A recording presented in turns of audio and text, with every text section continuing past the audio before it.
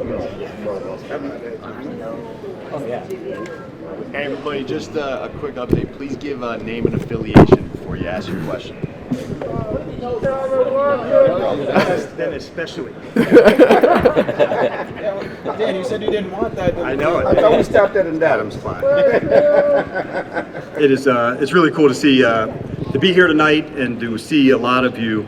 I've stood here before, but no doubt about it, standing here tonight with even more appreciation and gratitude than the first time. So I'm so damn pumped to get rocking. Usually the combine begins with a checklist, what's next, and it's the staff, and it's the start of free agency, it's the beginning of the draft and the interviews that go with that. But with us, really right now, it's also what's now. And that's the type of urgency that we're looking for. We want to absolutely go for it in every single way. It was that way from the staff of making sure we could absolutely try to nail each and every position as we're going. Same way through here from the combine and into the free agency and into the draft. So we just absolutely want to let it rip. I spoke at the presser at my first one about recalibration and of a team and doing that together. And I think more than anything, it's finding our identity together, and that has been one of the fun parts of getting started on something new. It's the relationships that you have and that you get to build. There's obviously a lot of new relationships for me here with the job, from Adam and myself, through scouts, through coaching, and to have ways to connect that, that's absolutely been one of the highlights so far of the job of building those relationships. And I know we're not going to miss one step along the way to do that, because we just want to keep nailing each of the processes. So with all that said, man, let's get rocking and open up to you guys for some questions. Sherry Burris, NFL Network. How does what you guys do this week sort of set the tone of what you guys want to do as you look also to free agency? Yeah, Sherry, I think one of the things that I do enjoy about this time is the interview portion. And you're really trying to get into, not the ball player, but the man, and find out what they are, what they stand for. And we're looking for that kind of competitor, that kind of toughness. And so you ask some leading questions to find those answers. But I enjoy that part as much as any. It might be running back, it could be defensive end, it's that quarterback, but just digging in, behind the scenes about the person first. And then if we get that part the way, that we think it fit and be together, then the tape and that stuff comes in second. Yeah, Coach Dan D. Orlando Ledbetter, Atlanta Journal-Constitution. The second time, getting this second opportunity, what are some of the big, changes and growth since your Atlanta days as you step into that position as a head coach for the second time? Well, who better to think about Atlanta than you? And I would say it's been 1,234 days since I was let go. And so there has been plenty of opportunity led to make sure that I thought a lot about this. And from the staff standpoint, from the processes that need to go in place, the personnel, the scouting, my involvement with them. And so more so now than ever, I've really had a chance to reflect and do that. And so every once in a while, you're at the right place at the right time in your life and in your career. And I certainly feel like that's this place right now for me.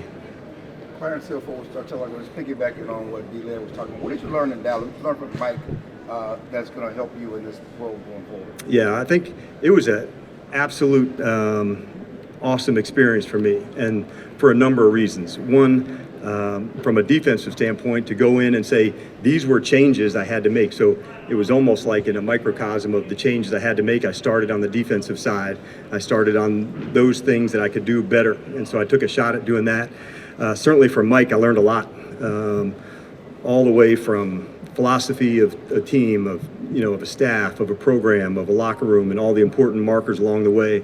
I thought, the teams there, he threw a hell of a training camp. Like every step of, how to do things and not missing it, he was super detailed in that process. And so having the 3 years with Mike was huge. Having the years with Jerry and Steven and Will McClay, like I'm a better coach for that time with them. And so those people, those players will always have a special spot in my heart, because without them, I wouldn't have had this opportunity here. And so I certainly appreciate it. One more, what do they need to do to take the next step? You've been there the last 3 years. What's holding the Cowboys back from taking that step? I don't know that, and I wish I did, because part of the reason for going back there last year was to absolutely go for it in the biggest way. And so to come up short in that end, no doubt about that, that hurt and that left a mark. But I think as a competitor, you keep going back, you keep getting back in the fight, and you find, the small edges and the small margins to do that. And I know that they will. They've got a really strong and solid locker room. And if you have that part right first, that gives you a real chance to make your mark. Dan. 1,234. It was easy to remember, 1, 2, 3, 4 for today. So I did not plant that question with lead. I want to put that on the record. But I think what it verifies is I had time to think about this. And I had time to go plan this and visit with people and make sure that every stop that I wanted to do it better, that I found ways to do that. And so that's why this time and those 3 years were super important for me. And I wasn't going to rush into something that you couldn't absolutely kick ass and go for it at the highest level, because that's the only way I want to go after it. And so it took a while. It took a while to get to that space, and like most things that are really important do take some time. It took me that time to do that. Dan, Todd Archer with ESPN. We haven't had a chance to talk to you since the playoff game. What happened in your mind against the Packers? Have you done any kind of after look back at that game to see? Yeah, of course. That was a huge after action to find why that performance wasn't to the standard, that we had set. And I wish there was one thing to say, this is one thing that we could have done differently in that space, because those games are the ones that leave a scar. They were hard to deal with. The team had been an excellent tackling team, creating takeaways, and so not having to be in the same space for that hurt and that stung. But if there was one thing that you would have put your finger on, you certainly would have done that early to go. But the team had been excellent at not allowing explosive plays, and certainly in that game more than was needed. Dan, you worked with Adam Day for a long time. What's been your thoughts on him as a coach and getting a chance as a coordinator? Well, one, I'm super proud of the man, and so AD started with us through the fellowship program in Atlanta, and then hired on, as an assistant to there. And so seeing the last, 7 years together with him and seeing a person grow at these rates that were just remarkable to see. And so one of his superpowers is building a connection between people. And he's a master teacher and a master connector of people. And I thought, going there, I'd help mentor on the D-line. He didn't need my help on that. He was ready to go, but I'm super proud of him. He's going to do great things up in Seattle. His connection, his ability to teach is really one of the things that sets him apart, and they're very fortunate to have him. Dan, Saad Yusuf, The Athletic. You worked with Micah Parsons for his entire NFL career. What did you kind of learn about him as the years progressed, and as the Cowboys try to get him an extension done? Just how important was he to everything you were doing there on defense? He was super important. One of the fun parts about Micah is he pushed me to think differently. And I think that's when you have a rare player of how do you find unique things about them and then try to feature those in that way. And I think he was probably the most rare that I was able to find. He could be off the ball, on the ball, rush over a guard, move over to a tackle. And so first and foremost, you have to be a really smart person to be able to play those kind of different positions, and he is. And then you have to have the competitiveness to say, I can go attack him and go attack him, because as you know, the better you get more attention. And so you have to then find ways to beat a chip and beat a double team and find unique ways to do that. So it was fun to go through that process with him. I'm super proud of him, of the trajectory that he's on. And I think, he's going to continue on in that way. How tricky was it for you in terms of, like you said, he can do so much? You guys had a need at linebacker, but he's also a great pass rusher. How did you kind of work through all that? I think finding it out. You had to explore it, you had to try it, because for him in Penn State, he wasn't as much defensive end as we utilized him into that space. So finding unique ways to do it, and when he answered it, more of that, and just putting a player like him in the spots they can do their thing. And that's what I enjoy most. On the coaching, is finding all these unique things that a player can do, and then how do you feature them on offense or defense or, in the return game. And so I look back even, for the guys who were in the Hall of Fame of super proud of some of the class for this year, whether it was Freeney or Hesterd, of guys who had these really unique traits and they could do that one thing better than anybody. And so for Dwight, he could set up a bull or a spin, and the tackle didn't know which one. And for Devin, his ability to accelerate and cut and make somebody miss and break normal touchdown saving angles, those are things that they had unique stuff. And so as a coach, that's our job to try to find ways to do that. And those are examples of those guys found their superpower and were able to absolutely let it rip. And I enjoy that part of seeing that happen. Dan, you've been around a lot of very good quarterbacks. Absolutely, great people are breaking the rules, so keep letting it rip. Sorry. And different styles too. I mean, thinking about all the guys you've been around, the best ones, what are the qualities that you have to have in a quarterback? What are the must-haves that you have a checklist for? I'd say number one, you better be really tough, mentally, physically tough, because there's going to be times when the person is open on the physical toughness. You got to stay in there to deliver it, into the right spot. I think you have to have the mental toughness to withstand all that's going on and keep your focus right here on the team, right with the group that you're with. As far as like a performance side, I think you better show accuracy on the deep ball, because when those moments for explosive plays are there's a single high coverage, there's a man-to-man, it's an all-out blitz, and you nail those moments, that's where the explosive plays are driven. So you certainly want to look for a quarterback who can get out of a bad play.